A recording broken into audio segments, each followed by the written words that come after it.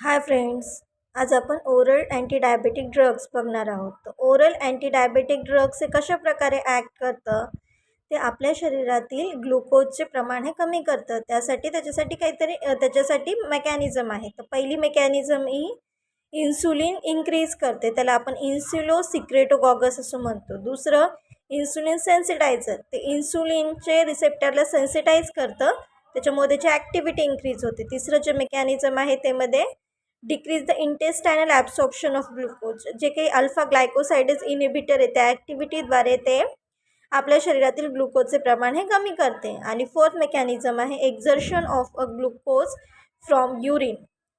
SGL2 inhibitor आहे. ह्या मेकॅनिझमद्वारे ते नाही का आपल्या शरीरातील ग्लुकोज हे युरिनद्वारे आपल्या शरीराबाहेर टाकतात. त्याच्यामध्ये सगळ्यात पहिलं जे इन्सुलिन सिक्रेटोगॉगस, त्याच्यामध्ये 3 प्रकार पडतात. पहिलं सल्फोनिल्युरिया, दुसरं मेग्लिटिनाइड, तिसरं DPP4 इनिबिटर. तर पहिल्यामध्ये सल्फोनिल्युरियाचे एक्झाम्पल आहे glipizide, glimepiride, gliclazide, glyburides. Second one is a meglitinides. Meglitinide is repaglinide, nateglinide. तर आपण हे लक्षात कसं ठेवणार, मोगली हा रॅम्प वॉकवर नाच करतो, so meglitinide, repaglinide, नॅटिग्लिनाइड्स.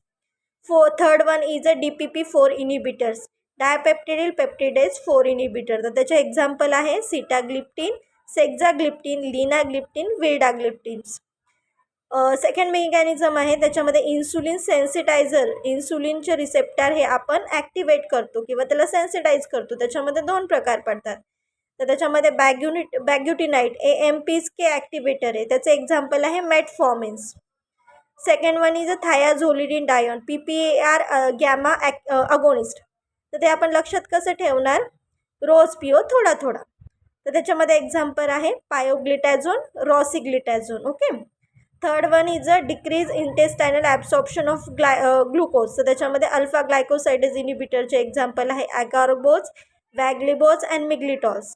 And fourth one is a excretions of a glucose from urine, जे sodium glucose co transport 2 inhibitor आहे, त्या मेकॅनिझमद्वारे ते ग्लुकोजचं आपल्या शरीरातील प्रमाण हे कमी करून ग्लुकोज हे युरिनद्वारे आपल्या शरीराबाहेर टाकतात. त्याचे एक्झाम्पल आहे डॅपाग्लिफ्लोझिन, इम्पाग्लिफ्लोझिन, कॅनाग्लिफ्लोझिन. तर त्याची जी मेकॅनिझम ऑफ ॲक्शन आता आपण बघणार आहोत. तर सल्फोनिल युरिया जो आहे, सल्फोनिल युरिया हा कशा प्रकारे ॲक्ट करतो, तर सल्फोनिल युरिया हा पोटॅशियम एटीपेज चॅनल ब्लॉकर आहे. तर तो कुठले कुठले ॲडवर्स इफेक्ट करतो, हायपोग्लासिमिया आणि कोलिस्टॅटिक जॉन्डिस त्याच्यामुळे कॉज होतात. Second one is a meglitinide, is a potassium ATPase channel blockers, हा रिस्पॉन्सिबल आहे हायपोग्लायसिमियासाठी.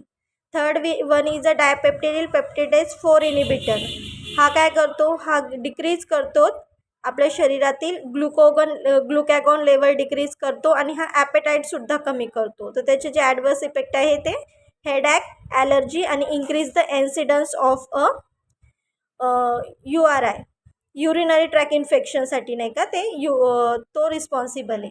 त्याच्यानंतर येतं बायग्युनाइड्स. बायग्युनाइड काय करतं, हिपॅटिक ग्लायकोजेनेसिस कमी करतं आणि स्टिम्युलेट करतं ग्लायकॉलिसिस इन टिश्यू. तर त्याचे जे साईड इफेक्ट आहे ते डायरिया, मेटॅलिक टेस्ट हे त्याचे नाही का साईड इफेक्ट आहे.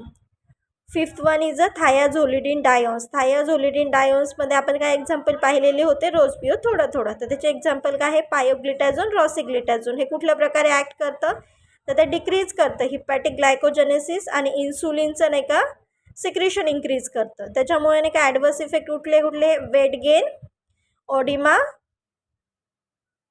प्रेसिपिटेट करतं हे. तर त्याच्यामुळे कंजस्टिव्ह कार्डियक फेल्युअरचे चान्सेस असतात आणि रिस्क ऑफ हिपॅटोटॉक्झिसिटी. नंतर कुठलं मेकॅनिझम आहे alpha glycoside inhibitor. Alpha glycoside इनिबिटरमध्ये कुठले कुठले एक्झाम्पल येतात, ॲगारबोज, मिग्लिटॉल आणि वॅग्लिबोज. त्याचं नाही का मेकॅनिझम काय आहे, decrease absorption of glucose, decrease hydrolysis of disaccharides. त्याचे side effect is flatulence, diarrhoea आणि ॲबनॉर्मल डिस्टन्शन.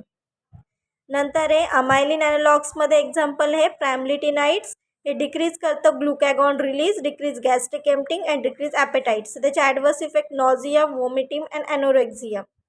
नंतर आहे sodium glucose co transport 2 inhibitors, ते नाही का ग्लुकोज आपल्या शरीरातून युरिन थ्रू बाहेर काढतं. तर त्याच्यात एक्झाम्पल आहे डापाग्लिफ्लोझोन्स, ते काय त्याची mechanism decrease the inhibit of sodium glucose co transport two in kidney increase glucose excretions. तर त्याच्यामध्ये काय होऊ शकतं, फ्रिक्वेंट युरिनेशन होऊ शकतं आणि युरिनरी ट्रॅक इन्फेक्शन हे त्याचे मेजर साईड इफेक्ट आहे. Electrolyte imbalance. So the anti-diabetic this chapter is completed along with their classifications and also the mechanism of action with adverse effect. Thank you.